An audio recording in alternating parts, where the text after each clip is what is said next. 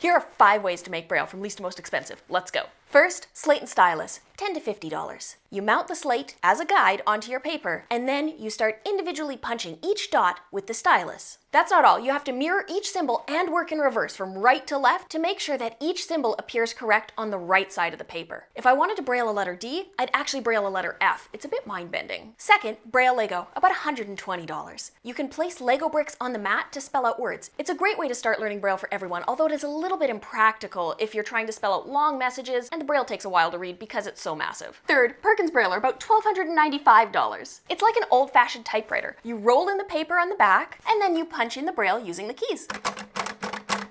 It's got a backspace and a return key. No erase function here. You have to manually scratch out the dots with a Braille eraser, although I lost mine, so I just used my fingernail. Fourth, Braille Displays and Braille notetakers. These usually range from about $2,000 to $10,000 or even more dollars. And what makes them special is that the dots can change. They're usually about 20 to 40 cells long. This is a 40 cell model. And you can pack a number of different books, notes, memos. It's like a mini Braille computer. Unlike my hard copy of The Return of the King, it's a lot easier to transport. And finally, this beast is a Braille Embosser. They range from $5,000 to $100,000 or more dollars. It's essentially a Braille printer. The only reason I could afford this is I bought it secondhand, and it is the most basic model on the market. You create the file on the computer, and then you send the file to emboss, exactly the same way you do with a printer. What makes it special is it can print on both sides of the paper using a system called interpoint, which means that the dots are slightly offset, so none of the dots cancel each other out. And it can do Braille pictures. What would you choose to use?